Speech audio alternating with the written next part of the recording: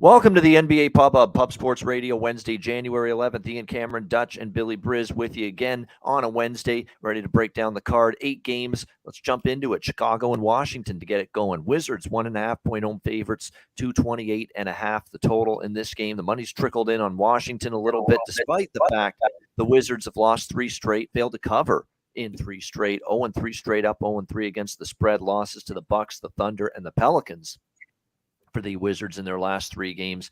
Chicago, on the other hand, 3 straight wins. They did get the win streak snapped by Boston, 107-99, although they did get the point spread cover narrowly, which was good news for all of us because it was a consensus on the Monday edition, the OG Monday version of the Pub Hub. We all liked Chicago plus the points. It got there in the end in that loss to Boston. Bulls looking to bounce back here in this game. The Bulls got the better of Washington, 115-111 at home. Back on December 7th, Washington got the win on October 21st, 102-100. Looks like for the Wizards, Gafford, Kispert, Porzingis, all game-time decisions, and Bradley Beal will be out once again for Washington in this game. They're betting Washington here in this one. I wouldn't be, honestly. The Bulls are playing a little bit better. They got Oklahoma City on Friday after this. There's no look-ahead spot for them necessarily. Wizards are kind of trending in the other direction right now. I like Chicago here. I think the wrong team's favored, honestly. I like Chicago here, plus 1.5. What do you think here, Dutch? Bulls, Wizards? Yeah, man. Real quick salute to the ladies, gents, and D-gents for tuning in. You already know it's all love. Each and one of y'all, be sure to hit the motherfucking like button real quick. Share the motherfucking video. And if you're not subscribed to Pub Sports Radio, well, goddamn it, do it at this time. Appreciate y'all. But yeah, this game, man, I'm right with you, Bobano. Like I was jumping at the bit to bet this shit last night, and then I see D Rosen was out. I'm like, what the fuck's going on here? Okay, D-Ro out. But man, the Bulls been playing a little bit better basketball. Obviously, met up against the Leprechauns, and they did what they had to do for us. But they have been playing better since that little inside info went out, slip up against the Rockets. Outside of that, man, they've been playing real good since their little inside information came out regarding Levine and them boys. And specifically, Levine has been playing lights the fuck out the last 4, 27 plus in the last 4, including a 40-piece. Without DeRozan, I could only thank Levine. I think I would not bet the Wizards here, but I do think this line is kind of tricky. I'm not going to lie to you. So I would only look for Levine. I tread lightly on the props. But if you like the Bulls here, I think Levine has to have a basketball game. He's been playing above Levine average from what we've seen, so far this year. And Zach Levine, real nice, man. He get a couple of them threes. That thing real smooth. Like he drop a couple. He'll get to 30, 35 real quick. So I would look Zach Levine. I like Chicago here, but I'm not going to bet it because, man, this does seem like it could be some fuckery here. But I definitely I don't trust the Wizards here. Hasn't missed a game yet this year, DeMar. Obviously, they miss him. He's so big to their offense, no question. I think they rise up. How many times do we see that in the NBA? You rise up the first game without that star player. I think Chicago does tonight. And like I said, I'll take advantage of the fact that they're betting this simply because DeMar DeRozan's out. It's not like I said, Washington's healthy. They're not a picture of health. Porzingis may not go. Gafford and Kispert are questionable. Beal's out again. So it's not like Washington's going to be at full strength either. So I still like the Bulls even without Double D. What do you think here, Billy? Yeah, shouts to everybody in the chat. Shouts to my guy, SPK. I do like the Bulls in this one. They've been playing better basketball, 4-0 ATS, last 4 games overall, 5-1 ATS, last 6 road games. The Wizards are 3-7 ATS in their last 10 home games. But the market's kind of moving towards them a little bit. Despite the Bulls being 9-2-1 ATS last 12 meetings in Washington. But I think the way I'm going to attack this game, though, is Nikolai Vucevic with DeMar DeRozan being out. The Wizards allow the most points per game versus the center position. Some of these numbers are absolutely ridiculous of what these centers have been putting up. Joe Val had 27, Brook Lopez had 21, DeAndre Ayton had 31, Joel Embiid had 48. And they played the Suns again. DeAndre Ayton had 30. And the last 3 meetings versus the Washington Wizards, Nikolai Vucevic had 25 points, 24 points, and 27 points. So I like his over 19.5 points today, -120. It was at -105 a little bit earlier in the day, but I think -120 is good money here. It could be even higher, honestly, if Porzingis and Gafford get ruled out. They're both listed as questionable right now. If both of them were to miss, probably see Rui Hachimura get some small ball minutes. They probably start Taj Gibson against Nikolai Vucevic. They started Taj Gibson, I think, against Nikolai Jokic in one of these situations earlier in the season. But I think Vucevic is the way to go here in this one. Vucevic props here for Billy in this one. Yeah, that's what I'm banking on tonight. Yeah, no D squared, no problem for the Chicago Bulls tonight. Still think they can get the job done here in this one. All right, Minnesota, Detroit. We got Minnesota 6-point road favorites. 232 is your total in this game. The Timberwolves creeping back to the 500 mark, 20-21 during this 4-game win streak. 4-0 straight up, 4-0 against the spread for them going into this game. Now they're laying 6 on the road against the Pistons, who, generally, at least early in the season when they were catching points as home dogs, they were doing pretty good. Not so much lately. I mean, the Philly game, home dogs, they lost by 12. Didn't cover. Clippers game got away from them. That was a terrible beat. If you had Detroit actually in that game, lost in overtime by 11. But Minnesota's rolling right now. 4 straight wins, 4 straight covers. They've covered 5 of the last 6 against Detroit, 5-1 straight up, 5-1 against the spread in those games. They just lost to the Pistons at home, 116-104 in their last game. And you look at Detroit from a spot perspective here, you guys, this is a lot of travel lately for them. Since Christmas, they had 2 home games against the Clippers and the Magic. They went on a 5-game road trip, back home for 1 game against Philly, and then back on the road at Philly, and now back home again. And you're on a back-to-back situation here. Minnesota's got a rest advantage. Minnesota's playing with a little bit of revenge for a loss at home to the Pistons just a couple weeks ago on New Year's Eve. Looks like Anthony Edwards questionable with the hip injury. Karl Anthony Towns still out, but there's a banged up Pistons team on the other side. Isaiah Livers a game time decision. Bagley out. Bogdanovich is a game time decision for them as well. Although it looks like he's been upgraded a little bit. I like the Timberwolves a little bit, and scary to think laying road points is not something I was going to be willing to do with the Timberwolves even just a few weeks ago. But I start to like what I'm seeing from this team. Detroit just beat them. In the last time they played, the big-time rest advantage, too. I just mentioned it again with Detroit.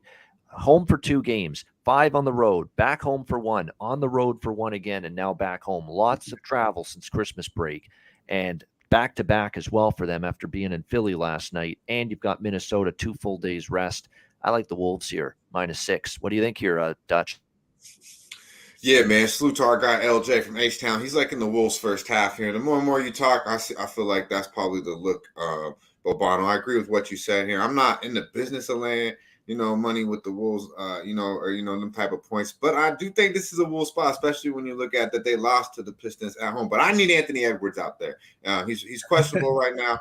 Look like he'll go. When I know he'll go, I'll probably have the Timberwolves first half. I do believe. It simply makes sense. More just a spot, it's just a spot play for me. I think they are a better team than the Detroit Pistons, but I don't trust Minnesota. You give me first half under 4. I like that look. Shout out to our guy Eric Jones in the building too. I see you, my man. And shout out to our guy Star Child yesterday. Yeah, he did say the Blazers, man. A lot of love for the Blazers yesterday, and I took it on the chin. I'll stand on it. I did not make the Blazers official, but yeah, shout out to our guy. Orlando was a pick. I bet our guy Bobano was on Orlando yesterday. But yeah, man, shout out to Star Child. I should have been. I wasn't. I'm you very were upset about that. Okay, Yeah. I know you weren't on Blazers though, no? No, I was not. I was on Orlando the night before against Sacramento, and they just were. I wasn't gonna bring that one up. Yeah. So I got cold feet. That's why I didn't go back on them last night. Don't blame me. I would have got cold feet too, man. Yeah, so I didn't. But I wish I was. And whoever on the Clippers too. Our guy Billy, I believe he liked it last night. Everyone in the chat that was screaming clip. Hey man, good shit. Yeah, man, I lost money on that Thunder game last night, man. I ain't gonna lie to you, man. That one was a heartbreaker. That man. Tough. Don't even get me started, man. Tough. All right, what do you think here, Billy? Backwood, man. Backwood. All right. Yeah. give me the over too in this game. I don't like it as much as the side Minnesota, but I'll have a small bet over the total. Detroit's been flying over the total repeatedly here in recent games. All right, Milwaukee, Atlanta. Big move to Milwaukee. 1-point road favorites at the Open. Now they're 4.5, 5-point road favorites in some spots. 229 the total in this game. As far as the Bucks are concerned, looks like still Middleton out, but everybody else projected to play.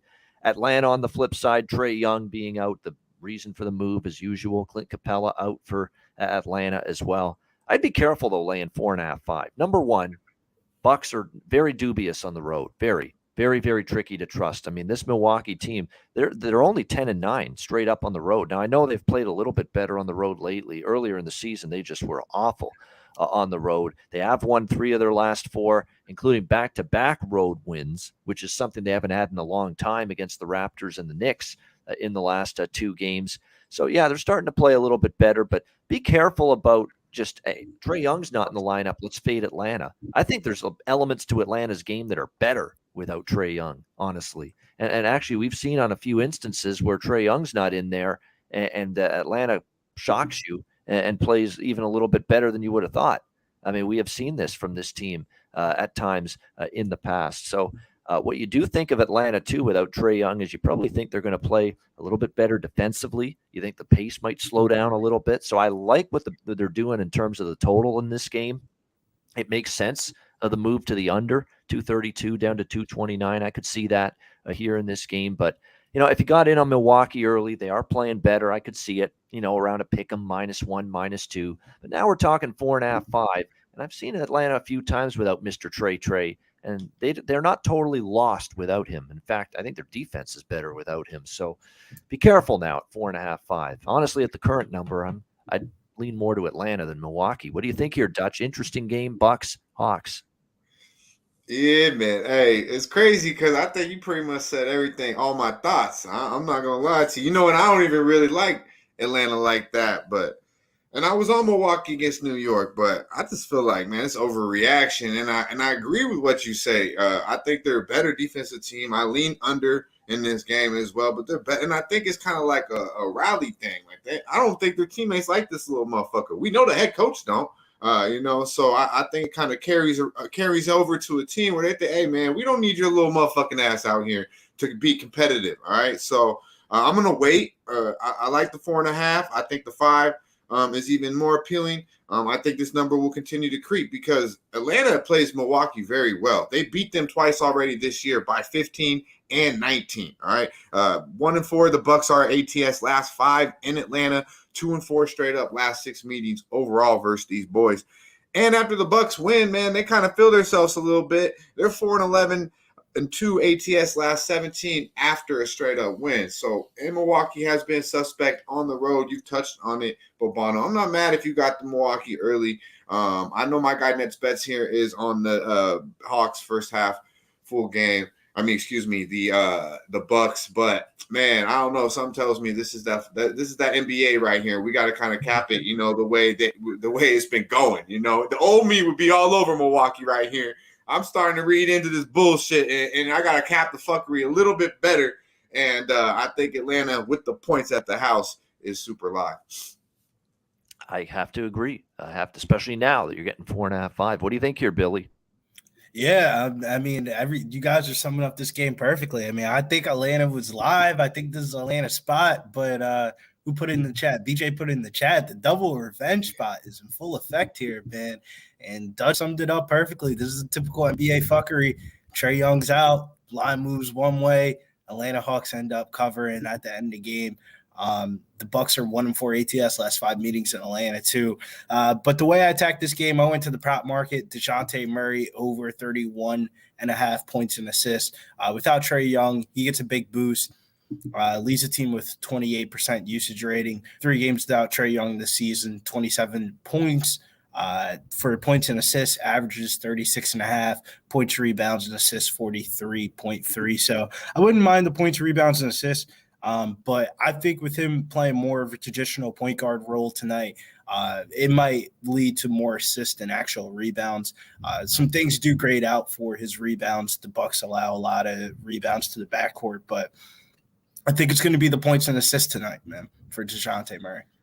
All right, Murray, good prop. I think that makes sense a lot because obviously usage huge when Trae Young goes, as it's not playing, goes up big time for DeJounte Murray. All right, New Orleans and Boston. We've got the Celtics 9.5 point home favorites, 230.5, 231 is the total in this game. The Boston Celtics, 3 straight wins, including, of course, 107-99 at home in their most recent game against the Chicago Bulls. I do want to point something out, though, with this Boston Celtics team. You look at what they have been doing, or not doing, I should say, in these bigger favorite price ranges so far this season. You know, the Boston Celtics are losing 11-14 ATS when they're a 5-point favorite or more this year. So 11-14 against the spread when they're a 5-point favorite or more.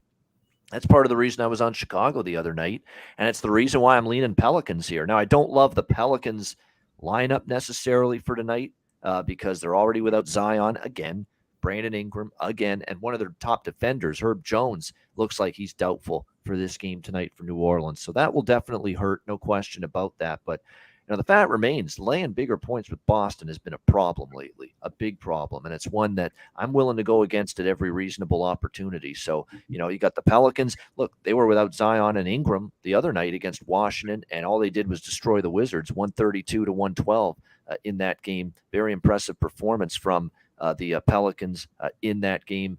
They got great performances from C.J. McCollum. Trey Murphy chipped in. Najee Marshall was good. JV gave him a double-double. Great performances even without Zion and without Brandon Ingram in that game.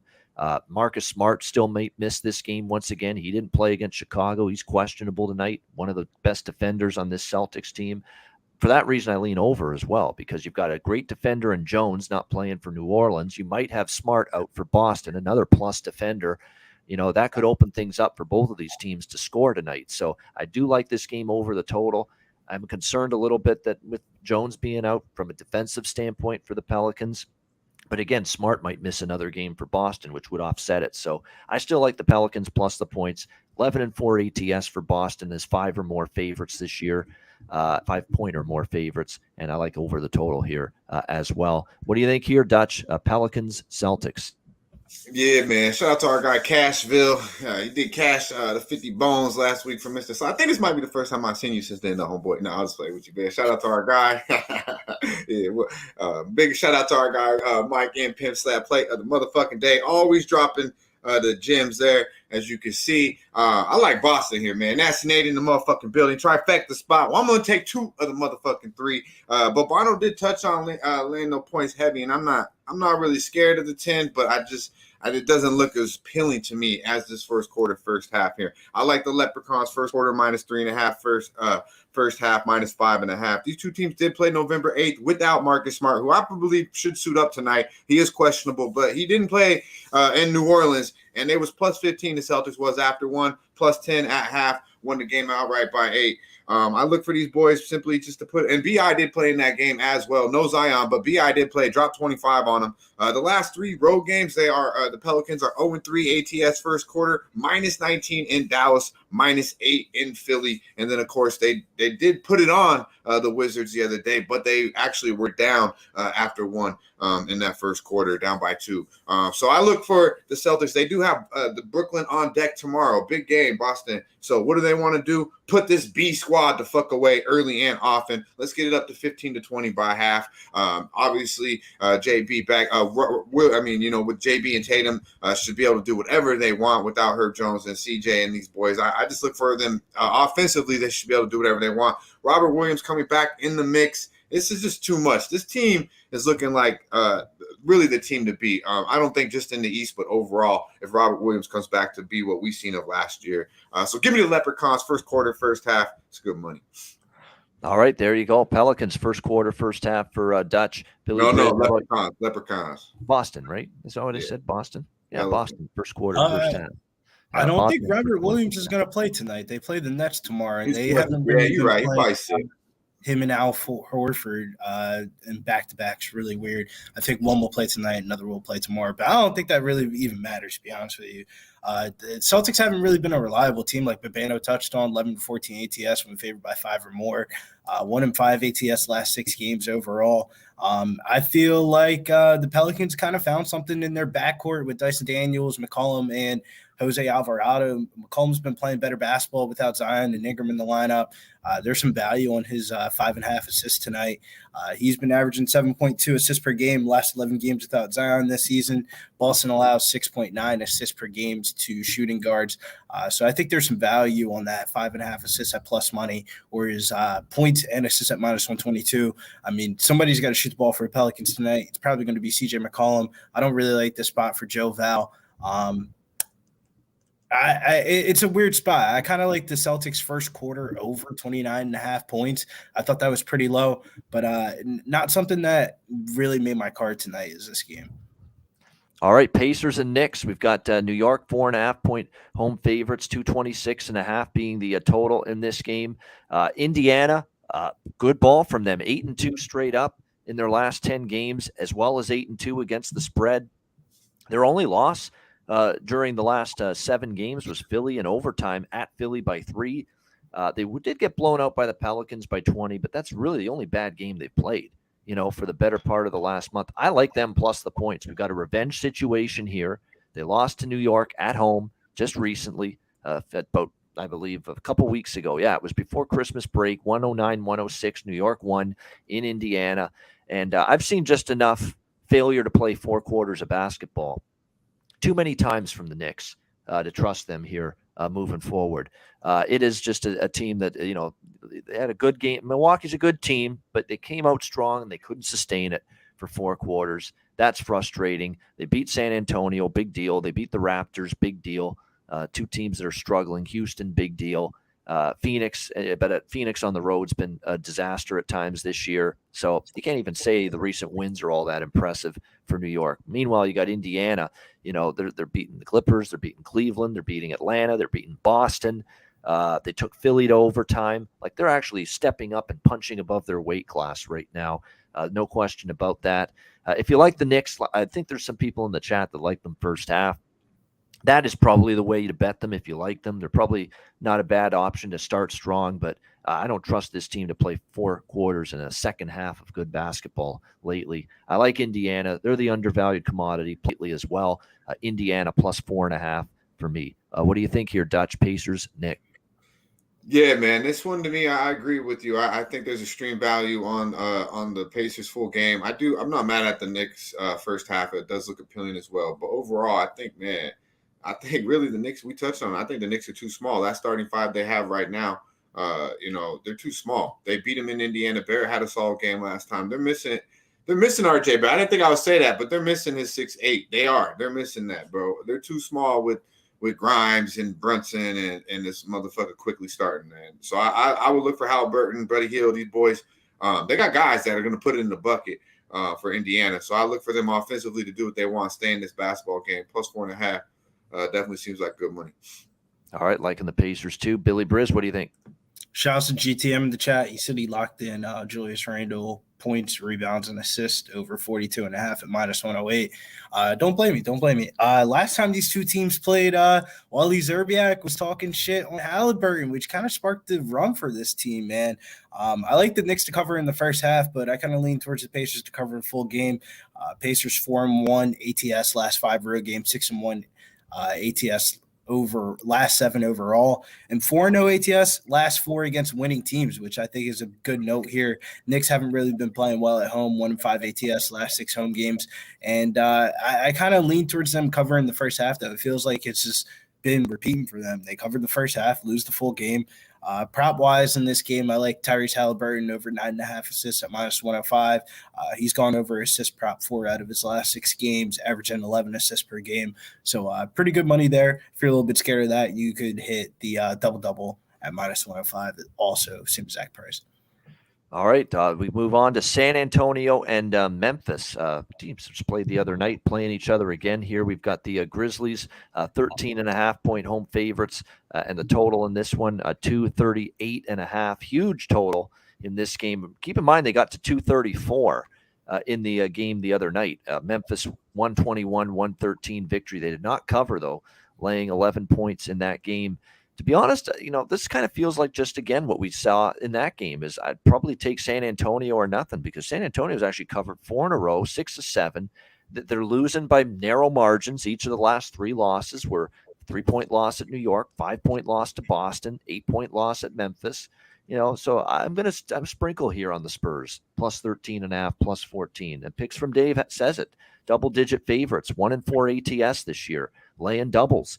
This Grizzlies team. So I like the Spurs here. And again, Memphis has no urgency here. They already beat this team by 8. We don't need to crush this team. And we don't even know if they're capable of crushing this team right now. So I like this San Antonio side. They're getting even a bigger number tonight, 13.5.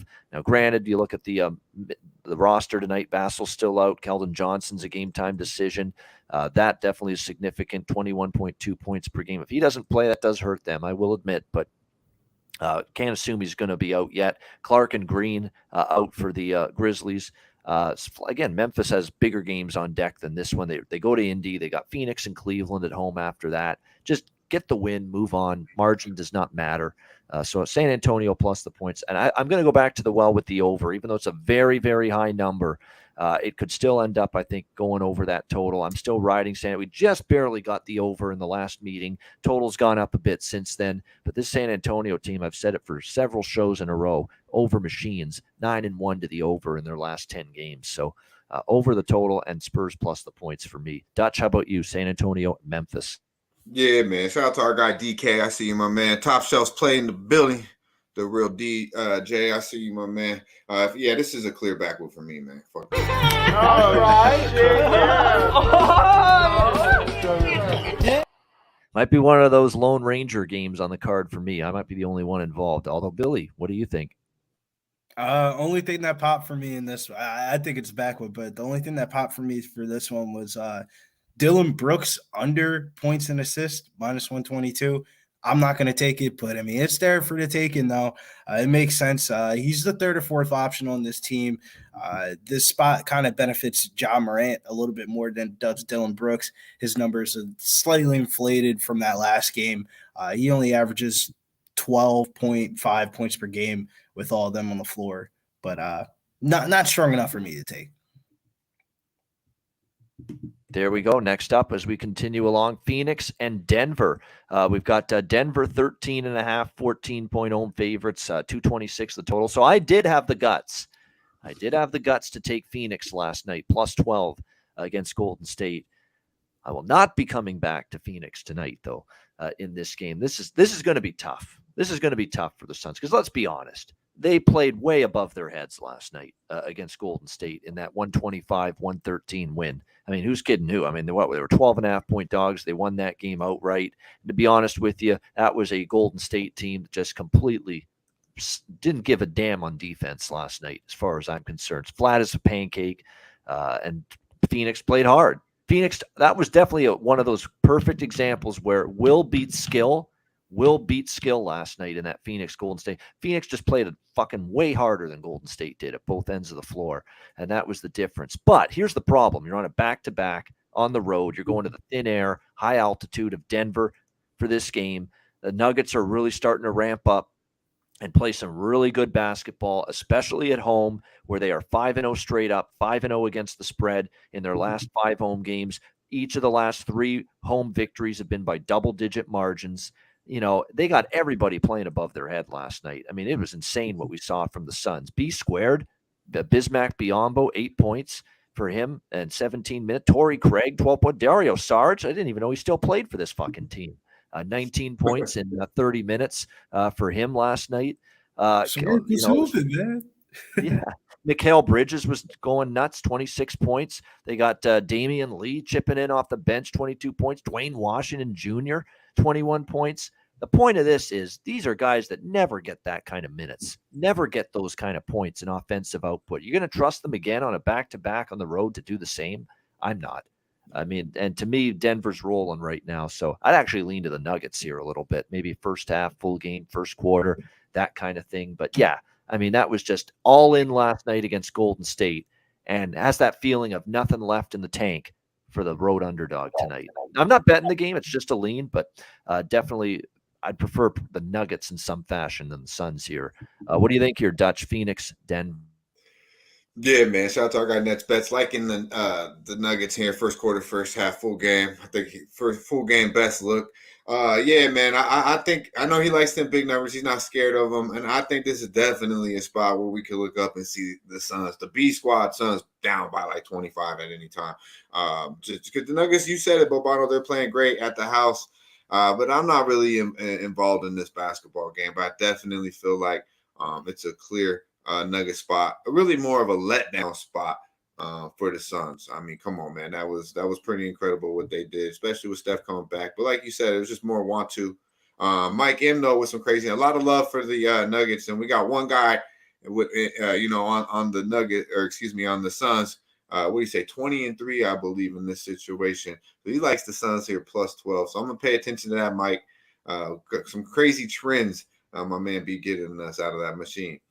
Appreciate it. There is a main difference. Starchild talking about Orlando on a back-to-back, they got it done, but Orlando was off a bad loss. They weren't happy about the way they played against Sacramento, and they played like it the next night against Portland. This is a team. This is a B squad essentially off, a huge win. Like they're feeling their oats after that game last night against Golden State. It just has that feel that they smack right into a wall tonight. The Suns. We'll see. Maybe not. And it is a lot of points. Like it is a lot of points to be laying with Denver, but I'd be scared. And the Magic guys, Phoenix. Right, and the Magic got smacked around by the Kings. Completely different situation, Star Child. Yeah, big difference. Yeah, Orlando was off a bad loss, angry, focused. Phoenix is off a insane win, unexpected win, and they're not going to be intense and focused tonight. They're going to be still, just lollygagging over just the brilliant win they had last night against the mighty Warriors. That's definitely the concern. What do you think here, Billy Briz? This might not be the big of a letdown spot as you think, man. I mean, a lot of these, it's not like Landry Shamit's coming back in here. A lot of these guys are out here playing for contracts and playing for money. And damn, did it look like that in the court last night. And I mean, one of my boys was telling me about Jock Landell, about this story about how if he gets cut from the NBA, he's going back overseas to some delivery job at Postmates. And that motherfucker was out there hustling, man. And Dwayne Washington, man, these dudes don't want to go back to the G League, wherever the fuck they came from before that. They like playing in the NBA. And, man, I mean, I got fucked over by the Warriors last night. I think I'm just going to stay away from this one, man. Double-digit spreads, back away from me. All right. Yeah. Good stuff indeed. All right, Houston and Sacramento, final game of the card here. Sacramento 9-point home favorites, 236.5 being the total in this game. Rockets on a 7. The rocket ship is on a nosedive right now. 7 straight losses, 1-6 against the spread as well for Houston in those last 7 games. So not easy to back this team. And you look at the losses too: 8-point loss, 17-point loss, 11-point loss, 20-point loss, 15-point loss, 24-point loss. They've been one game, I think, during this stretch where they've been within 5 points, and that was a loss against Dallas. So, they're getting blown out too. So this is a tough side. I still can't get to Sacramento laying 9. I can't. It's just, I know Ski is on that train of thought with Sacramento laying bigger points. You can't trust them. But at the same time, it's hard to back Houston as well. So it's a game I would probably look over the total. Both teams, run up and down the court, no defense. I could see that. And by the way, the 2 meetings, each of the last 2 between the Rockets and Kings, we saw 239 and 239 in both of those games. And this total's a little below that at 236.5. So I think if I were to bet anything, it would be the over in this one. Although maybe you look at a prop here because he's been noticeable lately for the Rockets.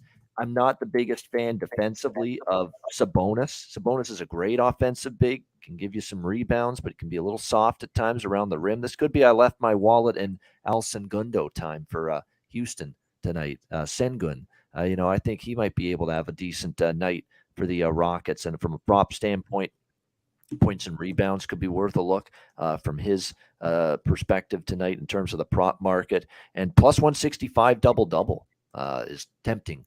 I see that price staring me in the face. I'm very interested in that. What do you think here, Dutch, Houston, Sacramento? Yeah, man. Shout out to our guy LJ with the Sabonis, man. Sabonis continues to eat. He's like in the points, rebounds, and assists. 17 straight double-doubles. My man's been doing big things. Shout out to our guy Dabby Cab with the Clarkson. I see you, my dude. Yeah, our guy Jay Peasy in the motherfucking building too. Did ask about that team total under for the Suns. Good to see you, my man. The one thing I do not vouch for when it comes to Denver Nugget basketball is their defense. But it is the B squad for the Suns, so you don't know. And they could be tired out. But I expect Denver to outscore these motherfuckers, not really show up and play defense. That's not really something they do. But for this game, back with this motherfucker. All right. Yeah. All right, Billy Briz, what do you like here? Don't back with this one. There's good money to be made in this game. But I was talking about it. Alfred and Sengun over 14.5 points. Majority of Sengun's points come inside that paint area. The Kings allow the most points inside the paint last 15 games, and the second most field goals made from less than 8 feet last 15 games. One of the highest over-unders on the day. More secure minutes for Sengun playing 28+. Quote from Anthony Edwards last game. I think they need to build around that number 28. Jalen Green and Kevin Porter are franchise players and all that. I get it, but that dude in the middle is something serious. We had a game plan for him. Sengun's on a good streak right now. I like Sengun's over his point prop. Would be my second favorite prop of the day behind Vucevic. I think that kind of tells you that maybe they're not sold on Silas from a coaching standpoint. But players are telling him what he should do. Players are telling him how many minutes he should put his players out there for. That's what it sounded like to me with that quote. Like, play this guy more. But you're right. And in a matchup like this, like I say what you want about Sabonis with the offense and the rebounding and all that. You can go at him defensively. So, I think definitely Sengun can pile it up tonight point-wise in this game. I think the double-double is live for him as well at plus 165. All right, there we go. That's the Wednesday NBA card. Thanks to everyone in the chat. Let's go. Hit the like button. Run that shit up. 269 live viewers in the chat. Hit that like button. We appreciate it very much. We will be, of course, college basketball is coming up top of the hour. Connor Mack and me for the net profit. Make sure you stick around for that. We'll be back with best bets, Dutch's freshest look, all coming up right after we hear from Manscaped and Southtown 101.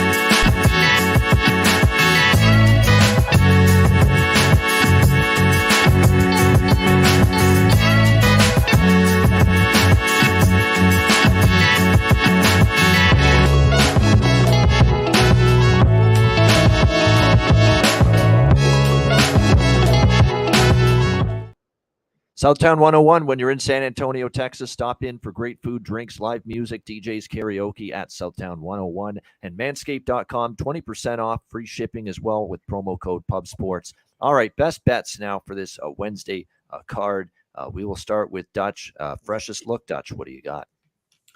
Yeah, man. Freshest look, we're going to Bean Town. Those leprechauns we about to eat. And the birds on the motherfucking menu, man. First half, -5.5. It's good money.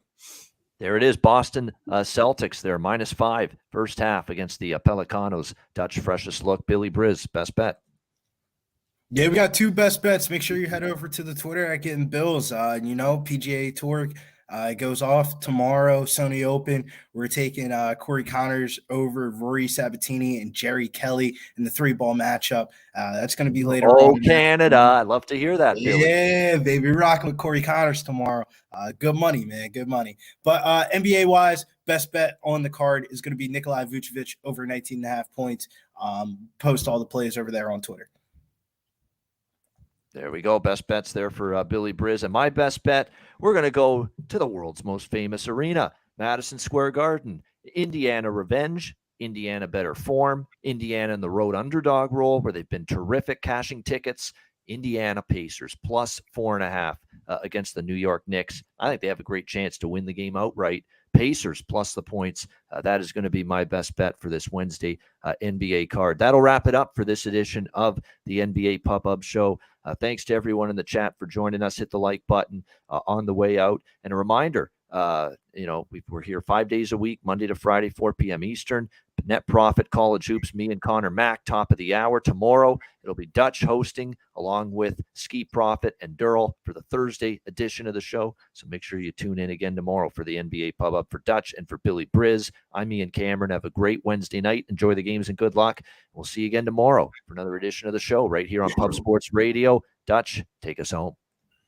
Yeah, man. Salute to them real ones holding us down. JPZ, Joe, Star Child, Alfonso, Scott, Sammy B. Good to see y'all. Be sure to like, subscribe, share the motherfucking video. Stay fresh, stay blessed, and let's stay putting these motherfucking bookies to rest.